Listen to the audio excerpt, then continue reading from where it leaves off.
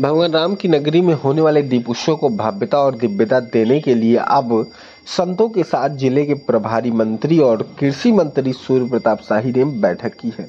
और इस बैठक में अयोध्या के सभी प्रमुख मठ के मंदिरों के संत महंत शामिल थे। इस दरमियान भगवान राम लला के भव्य मंदिर में विराजमान होने के बाद पहला दीपोत्सव दिव्यता और भव्यता के साथ कैसे प्राप्त करें, इसके साथ ही कार्तिक माह में होने वाली पारंपरिक परिक्रमा 14 कोसी और पंचकोसी परिक्रमा को लेकर भी संतों के साथ बैठक की गई, जिसमें दीपोत्सव के साथ साथ परिक्रमा के सफल आयोजन को लेकर सुझाव भी लिए गए।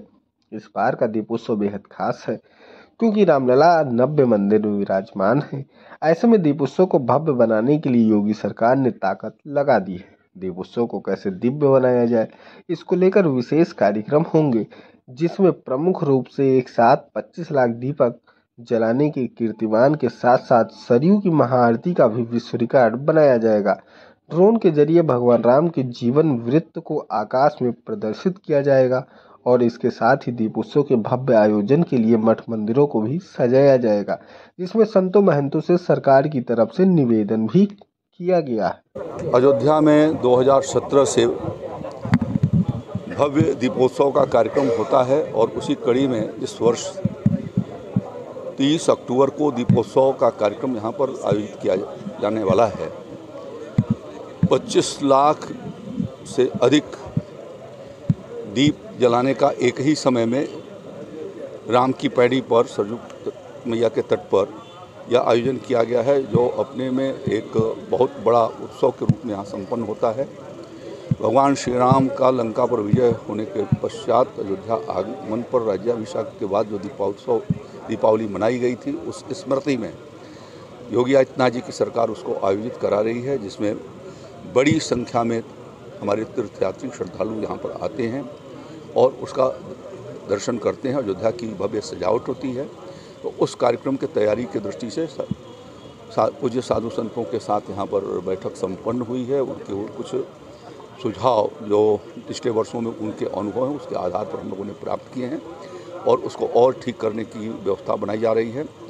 नवंबर के दूसरे सप्ताह में पंचकोशी और 14 कोसी परिक्रमा शुरू होने वाली है, तो उस दृष्टि से भी उसके तैयारियों के दृष्टि से आज मैंने पंचकोशी परिक्रमा मार्ग को और 14 कोसी परिक्रमा मार्ग का भ्रमण किया है और उसमें चूँकि निर्माणाधीन है, पिछले 1 साल से वो बन रही हैं और बनने का समय भी अभी आगे तक है, तो उनमें कोई भी हमारे जो परिक्रमा करने वाले यात्री हैं उनको कठिनाई न हो, उस दृष्टि से लोक निर्माण विभाग, सेतु निगम और अन्य विभागों को यहाँ पर महापालिका का जो कार्यक्षेत्र है उसके भीतर उनकी स्वच्छता, साफ सफाई, पानी का प्रबंध, उनके लिए कुछ विश्राम के जगह, उनके स्वास्थ्य चिकित्सा के लिए स्वास्थ्य केंद्र और साथ साथ में मार्ग पर किसी तरीके का कठिनाई उनको चलने में न हो, उसकी व्यवस्था किए जाने के लिए आज हमने निर्देश दिए हैं। मंत्री जी, अयोध्या वासियों के लिए और तमाम जो श्रद्धालु दीपोत्सव को देखना चाहते हैं उनके लिए साज सज्जा का 2 दिन और बढ़ाया गया है, 1 नवंबर तक रहेगा, क्या है वो? जो सजावट होती थी उसको 2 दिन के लिए और बढ़ाया गया है, जिससे कि लोग क्रमशः आकर के उसको देख सकें, उन्हें कोई कठिनाई ना हो। एक साथ आने में उनको कठिनाइयाँ रहती थी और वो उसका अवलोकन नहीं कर पाते थे, इस नाते यह व्यवस्था की गई है।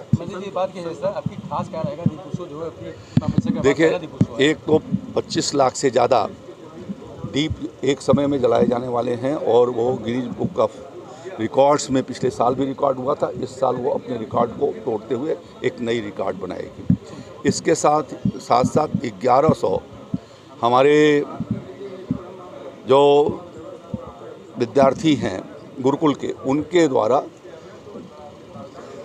वो दीप मालिका दीपोत्सव के कार्यक्रम में 1100 दीप उनके द्वारा आरती की जाएगी, वो भी अपने में एक ऐतिहासिक है। इसके साथ साथ जो है वो ड्रोन से भगवान श्री राम के जीवन वृत्त के विभिन्न प्रसंगों को उससे जो है अवलोकित कराए जाने के लिए उसकी भी व्यवस्था कराई गई है। तो ये सब चीज़ें ऐतिहासिक एक अभूतपूर्व तरीके से आगे की ओर बढ़ रही हैं। संतों ने मांग उठाई। हो गया, धन्यवाद।